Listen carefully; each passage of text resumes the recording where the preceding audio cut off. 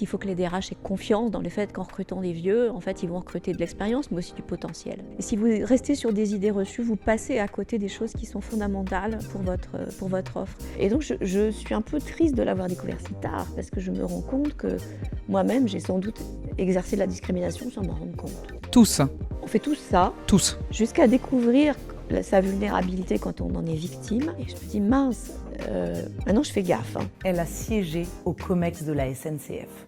Pas en imposant, mais en écoutant, en fédérant et en osant dire « je ne sais pas » quand il le fallait. Après 27 ans de direction, elle a changé de terrain le monde des startups. Elle a réappris, elle a innové et elle a découvert une nouvelle forme de leadership. Aujourd'hui, à 63 ans, Bénédicte crée, écrit et elle casse les clichés sur l'âge et le travail. Son parcours, c'est une leçon d'audace, d'apprentissage et de transmission. À écouter absolument si vous voulez comprendre comment on reste influent à chaque étape de sa vie professionnelle.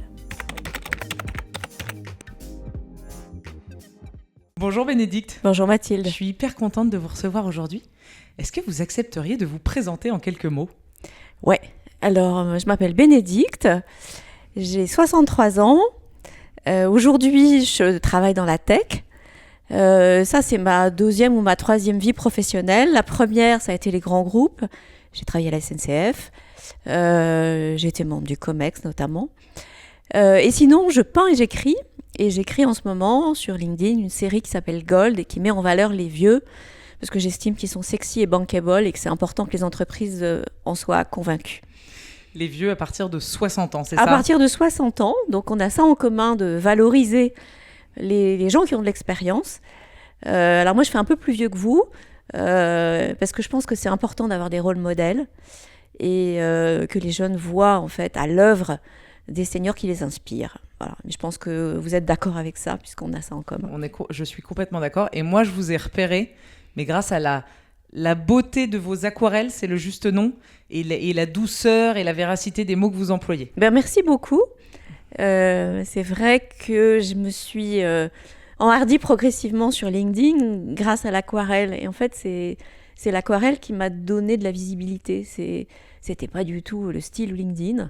Pas du tout, du tout. D'ailleurs, c'est plutôt rassurant de voir que même si il y a plein de manières en fait de pister les algorithmes, que ça c'était totalement hors sujet des algorithmes et que ça a marché quand même. Et ça marche parce que vous avez plein d'abonnés. Donc pour ceux qui ne suivent pas encore Bénédicte Tilloy, honnêtement faites-le parce que c'est joli à regarder et très agréable à Merci lire. Mathilde. Qu'est-ce qui vous a donné envie de participer à cette émission ? Vous avez peut-être déjà répondu en partie. Pourquoi vous m'avez dit oui ? Je vous ai dit oui parce que je suis d'accord avec vous sur le fait qu'il faut vendre entre guillemets les vieux, que j'ai été DRH dans ma vie et que je sais qu'en fait ce sujet n'est pas simple. Et plutôt que de pleurnicher sur les vieux sont pas, enfin il faudrait davantage les recruter ou les garder, je préfère montrer des vieux qui cartonnent parce qu'en fait c'est parce qu'on change le regard sur les personnes en fait qu'on change la société en général. Et qu'en fait, il faut que les DRH aient confiance dans le fait qu'en recrutant des vieux, en fait, ils vont recruter de l'expérience, mais aussi du potentiel.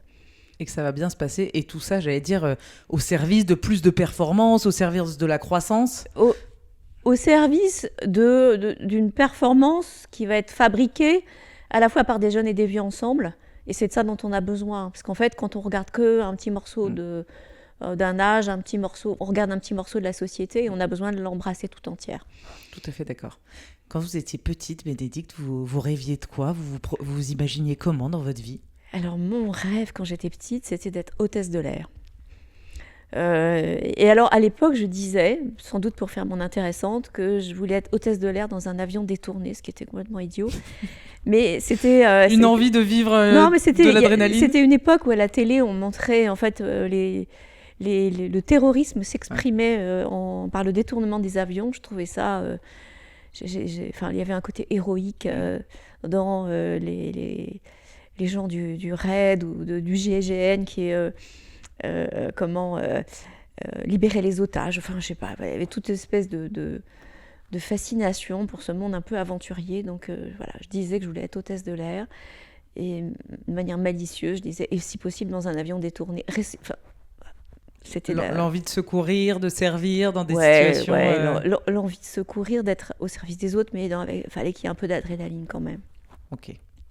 Bon, et vous avez donc eu une carrière, vous avez toujours une carrière extraordinaire. Vous avez quand même travaillé 27 ans à la SNCF, régulièrement dans des postes de direction jusqu'au comité de direction. Est-ce qu'il y a quelques anecdotes que vous avez envie de nous raconter ? Ouais, alors j'en ai 1000, parce que j'ai fait plein de choses à la SNCF. J'ai dirigé les contrôleurs de train. C'est pas des gens faciles. Non. Je les ai à la fois beaucoup aimés et beaucoup, je vais pas dire détestés, mais en tout cas ils m'ont fait vivre parfois des moments difficiles. Ce qui m'a beaucoup intéressée avec eux, c'était qu'en fait, dans le train, il leur arrivait toute une série d'événements. Et à travers ces événements, c'est la société française tout entière, en fait, qu'on voyait prendre le train avec les côtés positifs, mais aussi les drames, parce qu'il y a des gens qui partent en vacances, mais il y a aussi des enfants qui sont envoyés par des parents divorcés d'un bout à l'autre, sans que l'autre soit venu les accueillir. Donc les contrôleurs se dépatouillent de ça. Il y a des dons d'organes qui sont faits. Au dernier moment, on vient vous livrer une boîte et le contrôleur, il doit prendre en charge un cœur, un poumon, parce que quelqu'un vient lui déposer et qu'il n'y a pas d'autre solution pour qu'il arrive à destination pour être prêt pour une opération. Enfin, il y a des moments de la vie des contrôleurs qui sont des moments de routine, et puis il y a des moments où, en fait, ce sont des petits héros du quotidien. Et ça m'a beaucoup motivée.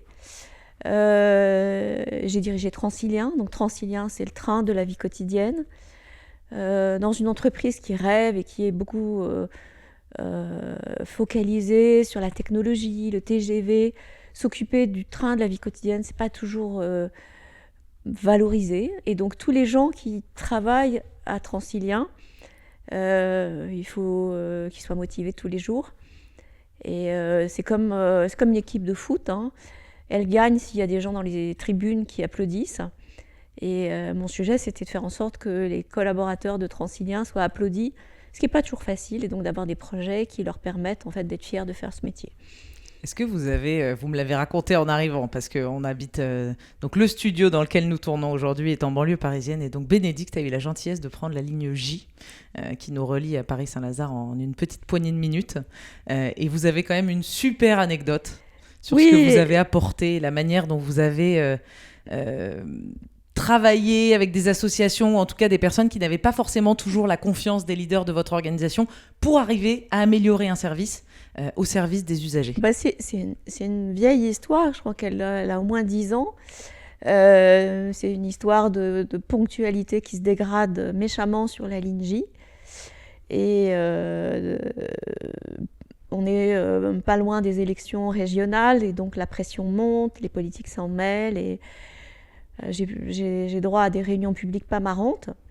Et notamment, le président d'une association d'usagers s'exprime et me montre une série de photos en Gardanière. Et en fait, ce que je découvre, c'est que le problème de ces usagers n'est pas celui en fait, que j'ai en tête. Et quand il me demande ce que j'ai l'intention de faire, je crois que je lui dis que je ne sais pas. Dans cette pièce, il y a donc la presse, votre équipe, des associations d'usagers. C'est pas une réunion à huis clos. Ah non, pas du tout. Il y a beaucoup de monde et il y a tout pour faire monter la pression et monter la sauce. Et c'est vrai que je suis un peu déstabilisée de voir ces photos, parce que je ne m'attendais pas à ça, ni au fait qu'il y aurait un reportage photo, ni à ce que ces photos disent. C'est que les gens n'arrivent pas à monter dans le train, qu'il y a un problème de fréquence, qu'en fait il faut revoir la desserte et les horaires de la ligne, et que la manière dont j'ai l'intention de m'y prendre n'est pas la bonne. Et en fait, je rends hommage à ce président d'association, parce que s'il n'y avait pas eu ces photos, je pense qu'on n'aurait pas été capable de reprendre la desserte de la ligne. Et ce qui est assez formidable, c'est que il accepte de prendre en charge avec toutes les parties prenantes un projet. Et donc, dans toutes les municipalités de la ligne, il y a des collaborateurs de la SNCF qui aident ce monsieur. Et en fait, il me propose un projet d'horaire qui est toujours à l'œuvre, je crois, et qui nous permet de gagner 10 points de ponctualité. Et en fait, je me suis beaucoup servi de cette histoire, je l'ai beaucoup racontée parce qu'en fait, elle m'a permis de prendre conscience du fait que si on ne réobserve pas ceux qui utilisent votre produit au quotidien ou votre service au quotidien, et si vous restez sur des idées reçues, vous passez à côté des choses qui sont fondamentales pour votre offre. Et ça, c'est ce que le fait de travailler aussi en start-up m'a montré. C'est que l'observation de ce à quoi sont confrontés les gens, les pains en fait, auxquels ils sont confrontés, c'est ce qui en fait va être le point de départ d'une nouvelle offre ou d'un nouveau service. Pour les leaders, pour les managers qui nous regardent, comment est-ce qu'on peut les encourager à un moment à être capable de faire une forme d'aveu, de vulnérabilité, d'être capable de dire « je sais pas » parce que peut-être qu'on n'avait pas tous les angles, peut-être qu'on n'avait pas compris, peut-être qu'on s'est planté. Comment est-ce qu'on peut faire ça ? Comment est-ce qu'on prend le droit de faire ça ? Très honnêtement, je pense que je me suis pas demandé ce que j'allais faire. C'est sorti tout seul. Cette espèce d'aveu, d'impuissance. Je pense qu'on ne m'aurait sans doute pas conseillé de dire ça. Et le fait de l'avoir dit a rétabli la confiance. Et parce que quand on est dirigeant, on voit bien que plus on est éloigné des gens, et plus ils projettent sur vous toute une série de tactiques ou de plans machiavéliques dont vous n'êtes pas du tout responsable, mais parce qu'en fait, ils ne peuvent pas faire autrement que d'imaginer que vous pouvez avoir des intentions malfaisantes, parce que le service que vous livrez n'est pas à la hauteur de leurs attentes. Et le fait de dire « je ne sais pas », ça vous rend humain. Je pense qu'ils se mettent, du coup... Alors, ils peuvent douter de votre compétence, mais ils ne doutent plus de votre volonté de résoudre le problème. Et à partir du moment où vous...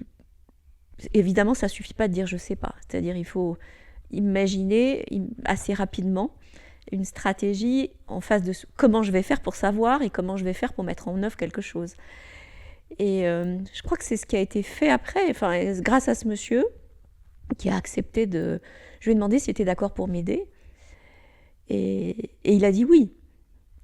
Et d'ailleurs, on n'imagine pas que quand on demande de l'aide et qu'on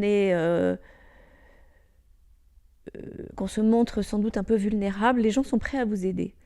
C'est une belle expérience. Hein. Je pense que tout le monde m'a pris pour une cinglée à ce moment-là. Et moi-même, j'en menais pas large. Hein. Ouais. Mais c'est ça aussi qui fait qu'on est cru et que quelque chose se produit, en fait, parce qu'il y a une bascule. Vous cessez d'être une méchante organisatrice de problèmes et vous devenez quelqu'un de normal en qui on peut peut-être faire confiance. Et réellement en quête d'une solution. Et qui va chercher une solution et qui est prêt à aller chercher en dehors des sentiers battus avec le concours de gens compétents. Vous avez été dirigeante pendant des dizaines d'années. Est-ce que vous avez évolué dans la manière dont vous fonctionniez en tant que dirigeante au fil des années une Bénédicte de 30 ans, une Bénédicte de 60 ans, quelles sont les différences et comment est-ce que vous avez, gagné en valeur ? Je crois que en gagnant de l'âge, on gagne de l'expérience, donc on gagne de l'assurance. Ça, c'est une chose. Et puis, en fait, je crois que je vais revenir sur la question de la confiance, c'est-à-dire, quand j'étais à la SNCF, j'étais souvent la moins compétente techniquement des sujets dont j'avais la responsabilité. J'avais une équipe et chaque personne de l'équipe avait un savoir-faire et une compétence au top dans son domaine. Et donc, tout le sujet, c'était d'arriver à se comporter en chef d'orchestre et à créer les conditions pour que l'équipe fonctionne et que les gens compétents soient écoutés et entendus. Et pour ça, quand on est dirigeant, il faut se rendre lisible. Et il y a un pacte de confiance à fabriquer, à établir. C'est-à-dire, voilà comment je fonctionne. Quand ce sera difficile, j'attendrai de toi que tu me dises exactement la vérité sur ce qui se passe. Et tu peux compter sur moi, sur le fait que, bien sûr, je te challengerai sur les conséquences que ça peut avoir, mais je te ferai confiance sur le fait que ton diagnostic est le bon. Je ne chercherai pas à ne pas entendre. Et progressivement, cette méthode de travail, qui était un peu une méthode que le hasard m'avait conseillée, j'en ai fait ma méthode. Une méthode qui a fait ses preuves. Je crois. Et après, je pense que le fait d'être ambitieux pour soi et pour les autres, c'était évidemment une façon de faire. Mais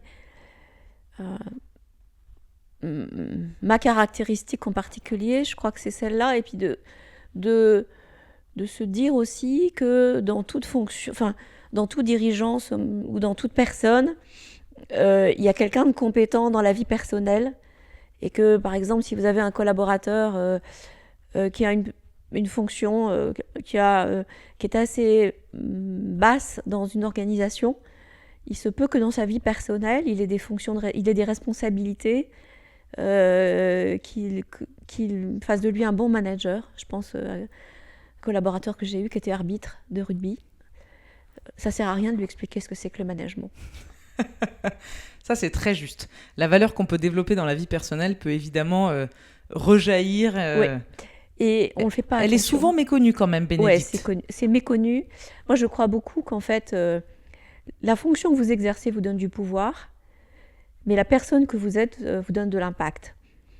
Et il faut... Alors, c'est vrai quand on est dirigeant, mais c'est vrai pour n'importe quelle fonction qu'on exerce. Et il n'y a pas pire quand on exerce une fonction qui n'est pas forcément très reconnue dans une organisation, que de se faire infantiliser alors qu'on est un adulte dans la vie personnelle. C'est insupportable. Vous avez un exemple, une anecdote je me rappelle d'un monsieur qui m'avait expliqué que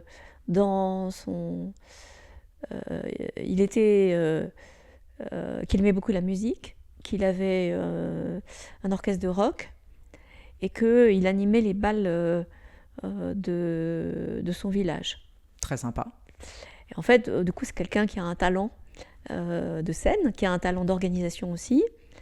Et le fait de savoir ça, quand on fait des séminaires, on pouvait lui donner la parole et lui donner la responsabilité de contribuer à l'organisation. Et il était sans doute heureux et valorisé de le faire. Bien sûr. Et alors, il ne s'agit pas de vouloir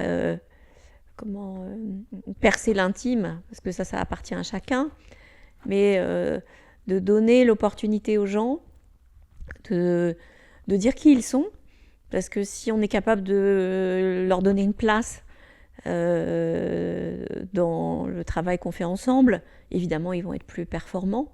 Et le projet sur lequel on travaille ensemble sera d'autant meilleur à la fin, quoi. C'est comment de travailler au comité de direction d'une entreprise comme la SNCF ? C'est des lieux, les COMEX, c'est des lieux de pouvoir dans lesquels, en fait, l'enjeu, c'est d'arriver à être écouté et entendu. Donc, il faut avoir de l'assertivité pour faire valoir sa position. Et en même temps, il faut être capable d'être un bon camarade de jeu et donc de comprendre les projets des autres et de regarder si on peut y contribuer. Donc c'est être toi, non pas le ciel t'aidera, mais les autres t'aideront. C'est très difficile d'y naviguer, justement, d'y prendre sa place, d'y apporter de la valeur. Il y a en plus un vrai enjeu politique. Oui. Ce qui est sûr, c'est qu'il ne faut pas être naïf. Il faut faire des alliances. Il faut comprendre que le projet qu'on conduit a un impact sur les autres. Lequel ? Est-ce que c'est un impact positif ou négatif ? Et que le projet que les autres conduisent peut nécessiter votre concours. Et donc, dans l'arbitrage de votre temps, vous devez pouvoir y consacrer un peu de votre temps. Ok. Après, c'est évidemment un bon relationnel, mais ça, c'est pas suffisant. Ok. Après ces 27 ans, j'allais dire de bons et loyaux services et sans doute un peu plus à la SNCF, pourquoi vous avez quitté et vous aviez envie de quoi à ce moment-là ? Alors, on va pas se mentir, j'ai quitté parce que je me suis rendu compte que avec un changement d'état-major, j'aurais plus la même place et que je voulais pas être amère. Et je sais que si j'avais dû accepter une mission, même provisoire, en attendant de reprendre des responsabilités de COMEX, j'aurais sans doute été un peu amère. Donc partir avant d'être amère. Ouais. Parce qu'en fait, il n'y a rien de pire que l'amertume. On ne peut pas diriger les gens si on en veut à son entreprise. On ne peut pas leur faire ça. Et donc, je me suis dit qu'il fallait que je parte avant que ça m'arrive. Et puis, j'avais envie d'en découdre un peu avec le numérique. Il y a 7-8 ans maintenant. J'avais beaucoup pratiqué le numérique à Transilien, j'avais beaucoup aimé ça. J'avais envie d'en être, pas de l'extérieur, mais à l'intérieur, d'apprendre ce que c'était en vrai. Donc je suis partie. Je suis allée faire la Singularity University en Californie, cet endroit un peu dingue, où une centaine de dirigeants du monde entier écoutent des évangélistes du numérique, des nouvelles technologies s'exprimer. Alors, il y a des choses sérieuses et d'autres qui le sont moins. Hein. Notamment, j'ai en tête une conférence de Ray Kurzweil sur le transhumanisme, comment on va mettre bientôt ce qu'il y a dans son cerveau dans un cloud pour qu'il se survive et il vous survive et que donc, en fait, vous puissiez vous réincarner. Enfin, c'est des trucs débiles, honnêtement. Okay. Mais à côté de ça, il y a aussi... c'est là que j'ai découvert pour la première fois ce que c'était que l'ARN messager, que j'ai vu en fait on pouvait faire du x10 ou du x100 sur des projets en s'y prenant autrement, et ça, je trouvais ça intéressant. Enfin bref, j'ai été apprendre ça. Je suis revenue, je me suis fait embaucher dans un incubateur pour voir ce que c'était de l'intérieur. C'est là que j'ai rencontré mon associé. Il avait très envie de monter une boîte qui passait à l'échelle la collaboration. C'était, à l'époque, ça ne s'appelait pas encore As for the Moon, et je l'ai suivi. J'ai mis un peu d'argent, de temps, et puis bon, progressivement, je suis montée à bord de cette aventure. Et j'ai pas du tout regretté, parce que j'ai découvert ce que c'était que la tech, le vrai monde de la tech, le vrai monde des startups, avec ce que ça peut avoir de fascinant, de pénible aussi, parce qu'il y a un côté un peu... on en fait un peu des caisses sur la tech. Et puis le monde des startups qui, il y a 10 ans, était sans doute faisait plus rêver qu'il ne fait rêver aujourd'hui, alors particulièrement par les temps qui courent, avec ce que la Californie peut nous amener comme modèle. À l'époque, Elon Musk était un modèle pour tous. On est en train de découvrir que ça allait un petit peu moins. Ça allait un peu moins, et tant mieux. Mais voilà, donc j'ai eu envie de ça. J'ai dû réapprendre plein de choses parce que j'ai découvert que en fait, je pouvais parler du numérique, mais que le faire, c'était pas le même sujet. Qu'une start-up, c'est un chat de Schrödinger, c'est-à-dire il est mort et vivant tous les jours en même temps. Que les échéances de cash, c'est rien de le dire, mais c'est la question de savoir si on sera vivant, si on pourra payer les salaires. C'est quand même un truc qui peut vous empêcher de dormir, et en même temps qui peut vous rendre extrêmement riche. Et en fait, ne s'expriment que les gens qu'ils sont devenus, parce que ceux qui ont fermé boutique ne sont plus là pour en parler. Bien sûr. Voilà. Comment vous avez vécu cette aventure ? Est-ce que donc vous avez pas exactement le même âge que votre associé ? Non. Justement, ça apporte énormément de valeur. Justement, ça apporte, mais justement, on s'engueule aussi. C'est-à-dire que, en fait, j'ai l'âge d'être sa mère. Évidemment, il n'a pas envie de me voir comme sa mère. Et j'ai pas du tout envie de le voir comme mon fils. Donc, il faut qu'on soit en face de l'intergénérationnel utile. Et donc, j'ai appris ce que c'était que l'intergénérationnel, le vrai. C'est-à-dire, c'est voir le monde, en fait, avec des yeux différents. Faut pas se mentir. Et s'assurer que ça reste complémentaire tous les jours. Or, la génération, c'est c'est pas qu'une question d'âge, c'est une question de ce qui a fabriqué votre modèle mental quand vous étiez petit. On peut pas nier ça. Et donc, on est obligé de faire des choses à la parlante. C'est-à-dire, il y a des rêves que j'ai pas. Je peux faire des blagues qui tombent à plat et ne rien comprendre à certaines autres. Donc, on est obligé de travailler à la parlante. Être vieux, l'intérêt d'être vieux, c'est qu'on a tous les âges à la fois. Hein. C'est qu'on a l'âge d'être vieux, et puis on se souvient de quand on était jeune. Mais on a vécu tous les âges. Et on a vécu tous les âges. Mais l'âge qu'on a vécu à 30 ans n'est pas l'âge que les trentenaires vivent aujourd'hui. Et donc, il faut faire l'effort mental de se mettre à leur...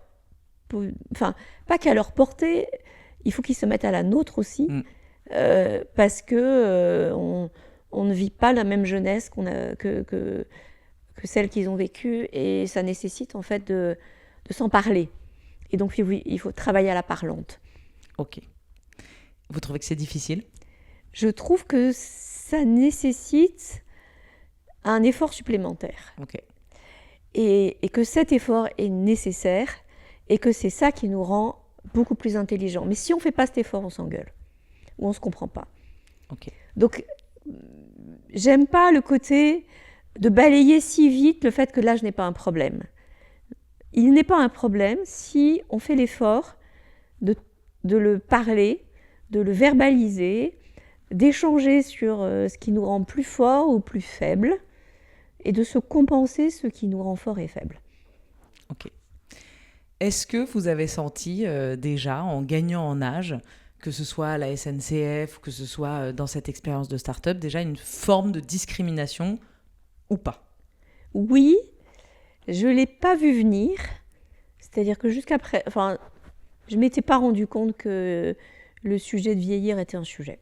Honnêtement, je ne m'étais pas rendu compte de ça. Tout avait toujours été bien pour moi. Et on me l'a verbalisé quand je suis partie. Quelqu'un m'a dit « Non, mais ça va pas la tête de partir à cet âge-là. Quoi. Tu te rends compte qu'on va t'attendre dehors à ton âge. » Et ça, j'avais pas... Un bon copain. Un bon copain, mais en fait, il m'a sans doute... c'était pas agréable à entendre, mais il m'a alertée.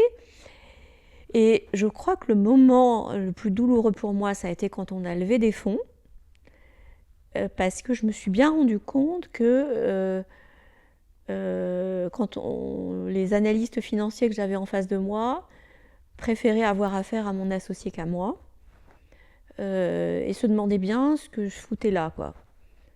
C'est dingue. Ouais. Moi, je trouve ça dingue. C'est dingue, mais je peux vous assurer que c'est une réalité. J'ai pris conscience de ce que ça voulait dire être invisible, parce qu'ils ne vous le disent pas comme ça. Mais vous faites une visio, vous vous rendez compte que le regard, il n'est pas porté sur vous, il est porté sur l'autre, et que d'ailleurs, certains ne disent pas « mais qu'est-ce que vous pensez faire ?» Il vous dit « qu'est-ce que toi tu penses faire ?» Et le toi, c'est pas vous. Ouais, le toi, c'est l'autre.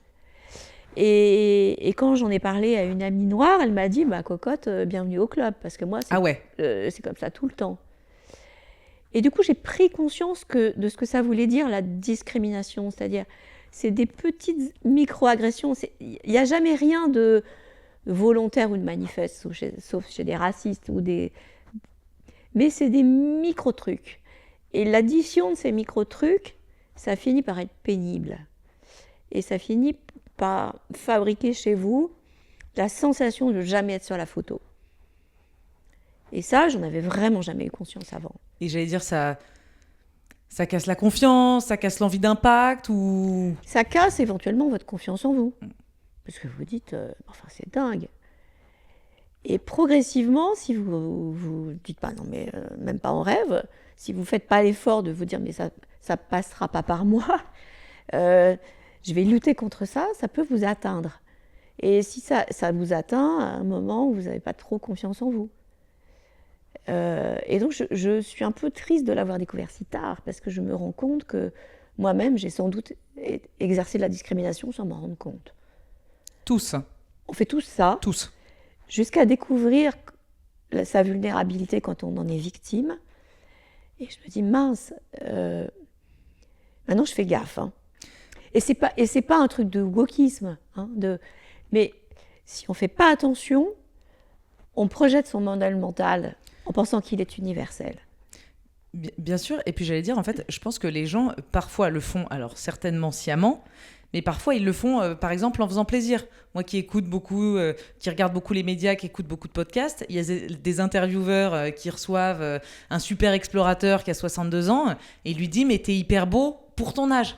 Je pense qu'il a imaginé lui faire un superbe compliment. Absolument. C'est Jean d'Ormesson, d'ailleurs, qui disait « J'ai découvert que j'étais vieux le jour où on a commencé à me complimenter pour mon âge ».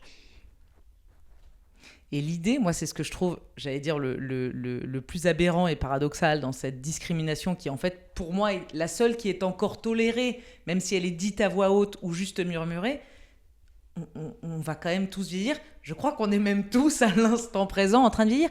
Et vieillir quand même. Alors moi, j'ai que 38 ans aujourd'hui. Mais ça m'apparaît quand même être une chance.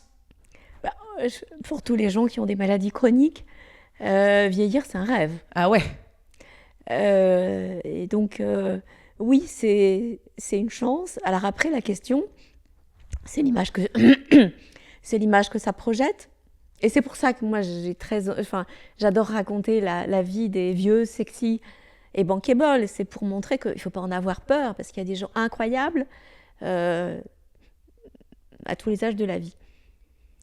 Et j'ai interviewé une chasseuse de tête qui a 83 ans, en tailleur Mugler, qui a une dégaine d'enfer. Mais je me dis, mais j'adorerais avoir son look, ses envies, ses projets à son âge. Dans 20 ans. Dans 20 ans. Et en fait, on est toujours le vieux de quelqu'un. Bien sûr. Hein.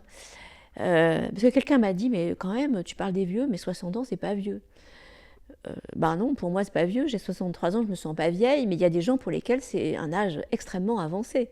Les gens qui ont 20 ans considèrent que 63 ans, mais mon Dieu, c'est... Ils pensent déjà qu'à 38 ans, je suis très avancée, donc je vous rassure tout de suite, Bénédicte. Bah oui, en fait, on est toujours le vieux de quelqu'un. On est toujours le vieux de quelqu'un, et le grabataire de quelqu'un d'autre. Non, mais bien sûr. Quel conseil, avec le recul que vous avez aujourd'hui à 63 ans, quel conseil vous donneriez à la Bénédicte de 22, 23, 24 ans, qui commençait à travailler? Vous auriez envie de lui dire quoi? Ma fille, t'es douée, assume-le et assume ton ambition. Parce que je me rappelle que quand j'étais gamine, j'étais bonne, mais je me sentais coupable. Parce qu'à l'école, fallait pas la ramener. Et donc, il y avait que les garçons qui avaient le droit de la ramener. Les filles, il fallait qu'elles soient modestes, qu'elles baissent les yeux et qu'elles se vantent pas de leurs bonnes notes, je me souviens. Et ça m'a laissé un peu des traces. Et j'ai traîné longtemps, au début de carrière, le fait qu'il fallait pas exprimer son ambition, il fallait attendre d'être remarqué, qu'il fallait bien faire, parce que le bruit, je sais pas comment, je cherche la lumière. Oui, le bruit ne faisait pas de bien et le bien faisait pas de bruit. C'est que selon cette formule. Et en fait, c'est faux. C'est faux.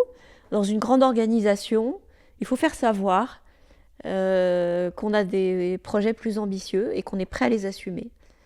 Et je lui dirais ça, donc assume. Comment, alors pour ceux qui ressentent la même chose que vous, qui font bien leur travail, mais qui font pas trop de bruit, qui ont peut-être du mal à afficher leur ambition, comment est-ce que justement on la partage, cette ambition, dans son organisation? En fait, il faut faire savoir à son patron que ce qu'on fait nous plaît, mais qu'on est prêt à faire plus. Il faut réseauter dans son organisation, découvrir les autres sujets sur lesquels on peut avoir envie de travailler, faire savoir à ceux qui les portent qu'on est prêt à travailler avec eux, s'ouvrir à l'extérieur de la boîte, parce que si on est sexy à l'extérieur, on est encore plus sexy à l'intérieur. Tout ça, je l'ai découvert sur le tard. Et je regrette de ne pas l'avoir fait avant. Bon, mais vous l'avez appris sur le chemin. Oui, je l'ai appris grâce à une Learning Expedition que j'ai eu la chance de faire. C'était chez IBM. Dites-nous peut-être ce que c'est qu'une Learning Expedition. Oui, c'est le fait d'aller voir chez les autres comment ils font, de se plonger dans leur univers pour en tirer les enseignements pour sa vie à soi. Et j'ai eu l'opportunité, il y a 10 ans, plus de 10 ans, en 2010, 15 ans, de passer 6 mois chez IBM pour découvrir comment ils avaient mis en place leur fonction RH au niveau international. Et j'ai suivi leur programme de learning à ce moment-là. Et ce que j'ai découvert, c'était que chez les Américains, on était plus cash sur les questions de l'ambition et du leadership. Et notamment, il y avait un atelier sur le réseau. Comment faire son réseau. Et alors, le réseau en France, c'est un truc dont on n'ose pas parler. On l'a ou on l'a pas. Et en fait, là, c'était complètement assumé. C'est faire ton réseau, comment tu t'y prends pour faire ton réseau. Et ça m'a ouvert les yeux. Ok. Quelle est la compétence qui vous a le plus servi pour vivre cette vie professionnelle extraordinaire que vous vivez ? Je crois que c'est un mélange de curiosité et d'empathie. C'est-à-dire découvrir des gens qui font pas mon métier, comprendre en fait quels sont leurs ressorts, pourquoi ils ont aimé ce métier, qu'est-ce qu'il faut faire pour être bon dans ce métier, qu'est-ce qui les rend performants. Enfin, ouais, je pense que c'est la capacité, et du coup la capacité à faire des liens entre eux. Parce que quand vous découvrez que pour être bon dans un métier, il faut avoir tel type de compétences, que vous le trouvez chez les autres, sur des métiers qui font éventuellement pas, vous faites des liens entre les gens. Et quand vous faites des liens entre les gens, en fait, vous créez des équipes projets, où vous avez des idées pour solliciter une personne, alors que, a priori, c'est pas directement sa came. Et ça aide, en fait, à fabriquer des équipes projets expérimentées et innovantes. Ok. Vous avez parlé là de Learning Expedition, donc le fait de se mettre dans un autre environnement pour apprendre. Vous avez parlé finalement de votre premier réflexe tout à l'heure en quittant la SNCF, de partir dans je ne veux pas écorcher, mais une forme de formation aux États-Unis d'une centaine de dirigeants. J'ai le sentiment que vous avez toujours émaillé finalement votre développement professionnel de formation, d'apprentissage. Vous avez parlé de curiosité. Est-ce que le fait de se coucher un peu moins bête chaque soir, ça a toujours été au cœur de votre ambition ? Moi, j'aime bien apprendre et j'aime bien casser les idées reçues sur ce que je suis capable d'apprendre. C'est-à-dire apprendre des choses qu'on ne s'attend pas à me voir apprendre, ça me motive parce qu'il y a un petit côté, t'as vu ? Ça aussi, je sais le faire. Voilà.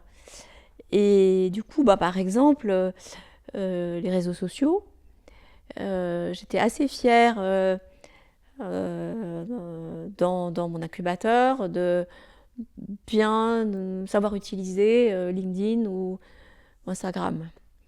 On ne s'attendait pas à ce que la plus âgée de l'équipe ait le meilleur reach sur les réseaux sociaux. Je trouve ça rigolo. Et boum. Et boum, ouais. Et prends ça. Prends ça pour toi qui crois qu'il va falloir m'apprendre ce que c'est que les réseaux sociaux. Ça, c'est génial. Et d'ailleurs, ça fait évidemment partie des stéréotypes que les plus seniors, les vieux, les noldis, peu importe, sont pas bons, pas intéressés, bref, ont rien compris à la tech. Moi, je regardais des stats hier soir. Il y a une partie, mais extrêmement importante, des utilisateurs de YouTube qui a entre 45 et 70 ans. C'est extraordinaire de voir finalement la manière dont les plus expérimentés vont aussi aller se renseigner, justement consommer de la formation, avec une évolution de l'usage du numérique que les 3/4 des gens n'ont même pas vu venir. Ouais, il y a eu beaucoup de...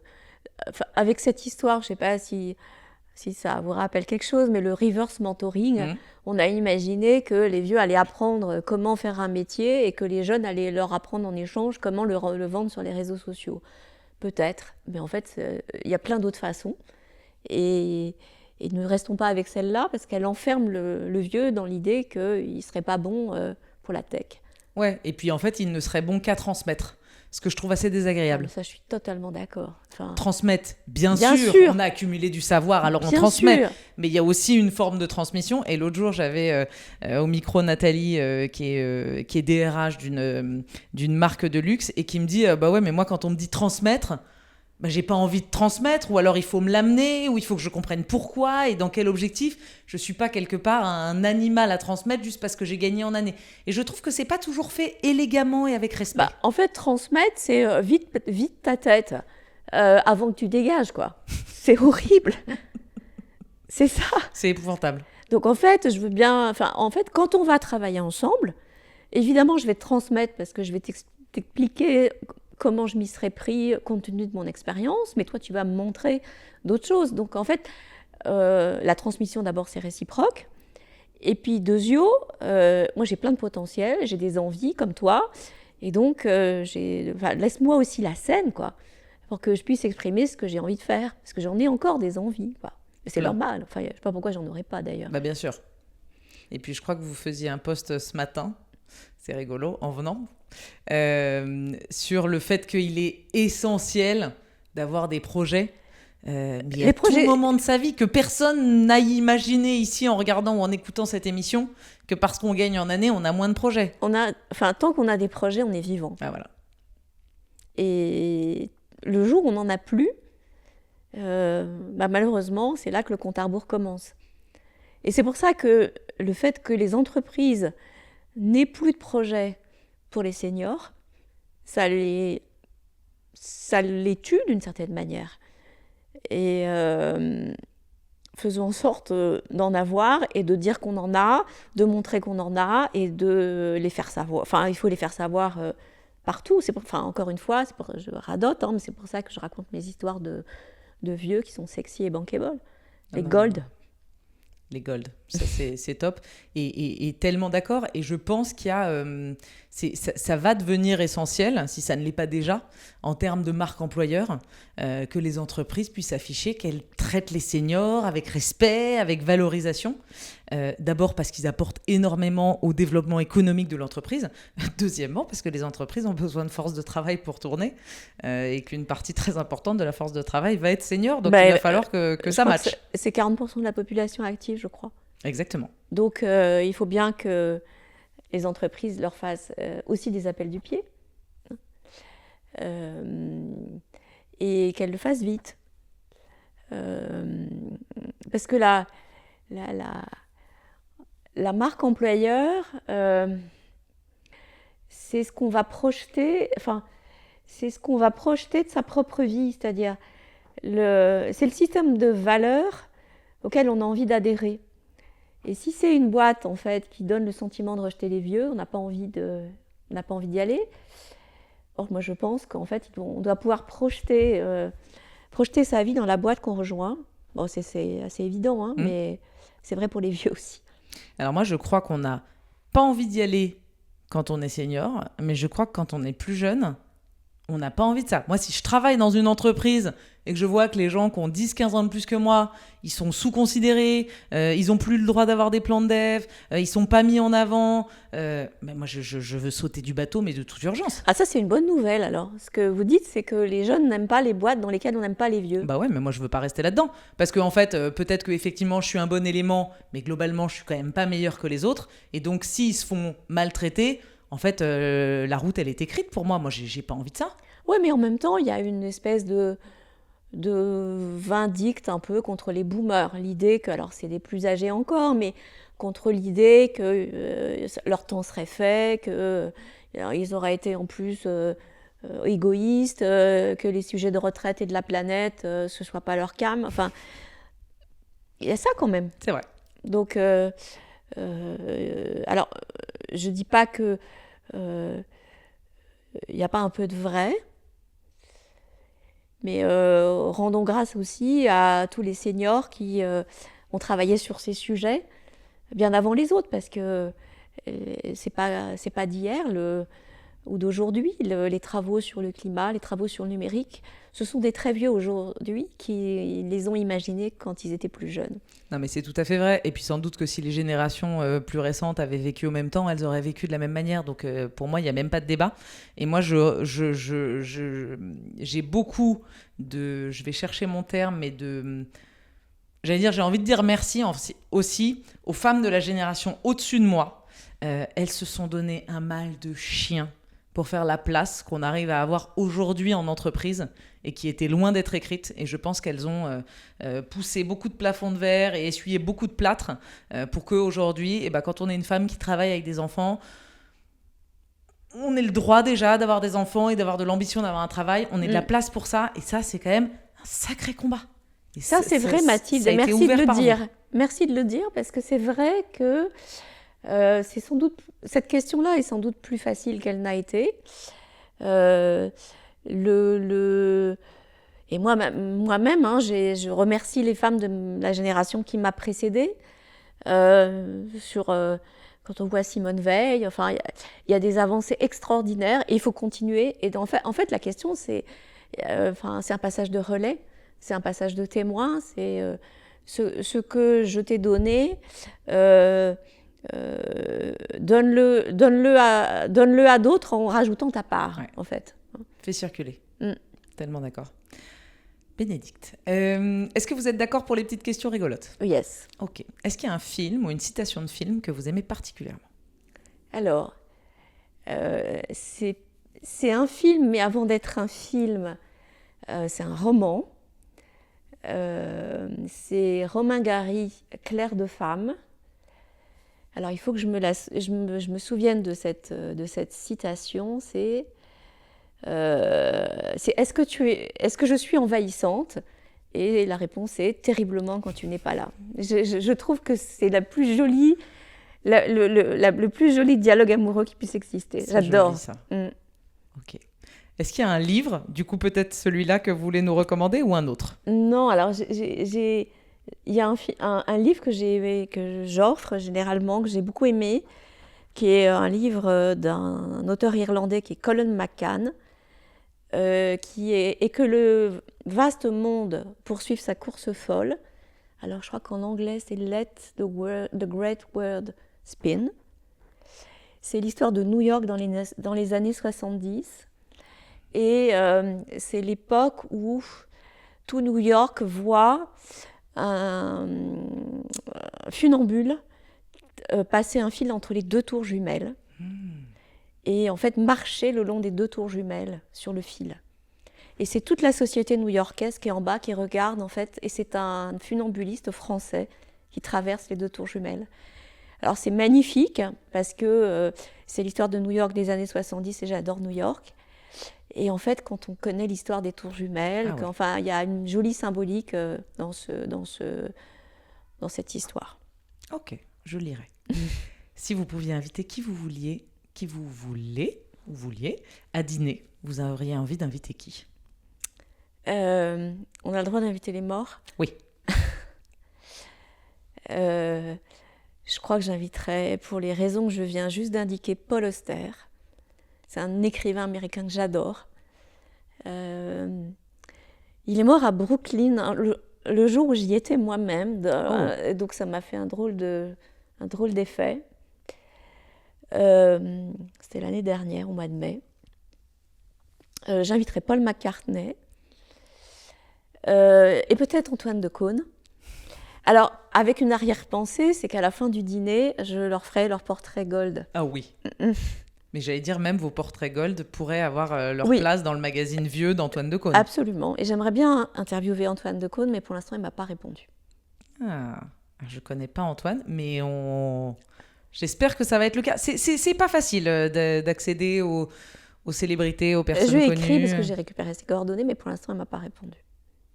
Bon. J'espère. Ouais, il va vous répondre. Est-ce qu'il y a quelque chose que les gens ne savent pas sur vous et que vous avez envie de révéler? Le